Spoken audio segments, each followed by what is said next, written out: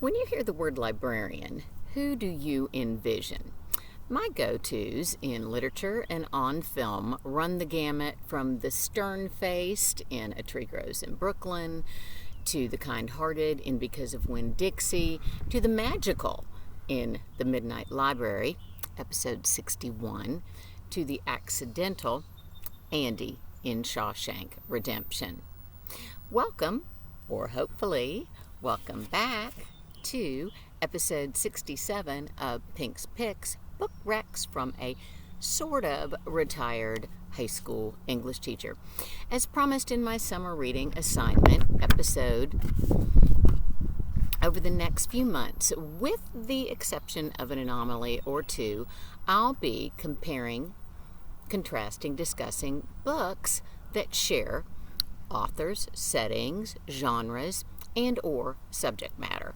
Today's titles, The Personal Librarian and The Giver of Stars, which fall into the latter category, feature fascinating, highly unusual curators of literature.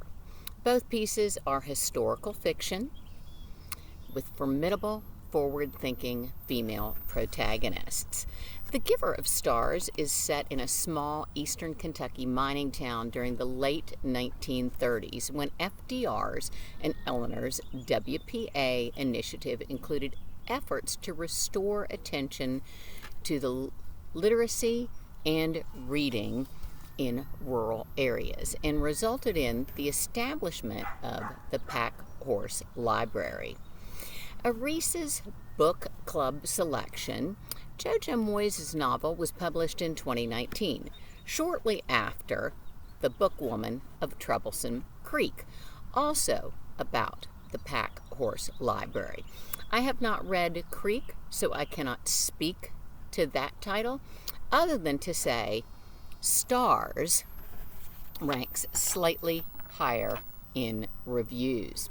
Stars' themes include race, women's rights, property rights, family feuds, disability, spousal abuse, law, justice, and, or lack thereof, the environment, and the power of friendship.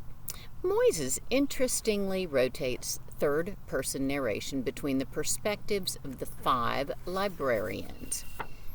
One of my favorite parts is Moyes's use of epigraphs to introduce each of the 28 chapters. She includes quotes from diverse sources such as novels, Tender as the Night, As I Lie Dying, Out of Africa, Tess of the D'Urbervilles, Gone with the Wind, Little Women, Black Beauty, The Red Pony. Manuals such as Dr. Marie Stopes's Married Love, and periodicals such as Farm Journal, and reports from the U.S. Coal Commission. Meanwhile, Belle Marion Greener is one of those historical figures whom, after reading about, I wonder how this inspiring, accomplished woman remained relatively unknown until now in modern society. Her father was friends with Oliver Wendell Holmes at Phillips Academy. He was the first black Harvard graduate, a professor at the University of South Carolina, a dean at Howard University, and a lawyer. Richard Greener ended his marriage with the well-to-do Genevieve Fleet after she reported their status as white on the U.S. Census. An advocate for equal rights, he could not support the sham. Further, Genevieve invented a Portuguese grandmother and rechristened Belle as Belle da Costa Green. As such, Belle is hired away from the whites-only Princeton University. All other Ivy Leagues had begun admitting blacks to work for J.P. Morgan for $900 a year in 1905. That's $130,000 in 2022. In her new position, Belle catalogs and organizes treasures, advises on purchases, retrieves art and books on loan, meets with dealers at home in New York City and abroad, travels in the lap of luxury and attends parties hosted by the Rockefellers, Carnegies, Vanderbilts, Fricks, and Phippses, all while representing JP's interests and passing as white. A 1916 Evening Sun article referred to Belle as the most successful career woman in the world. Her story is riveting. Also interesting are the two authors. Marie Benedict, remember her from episode 50, The Only Woman in the Room, and prolific writer Victoria Christopher Murray.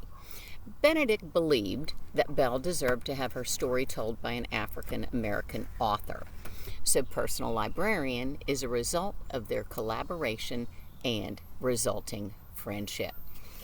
Give these two books each A's. Next time, I'll be discussing two books set in Philadelphia, The Dutch House, and Such a Fun Age. Until then, do your summer reading, please. Bye-bye.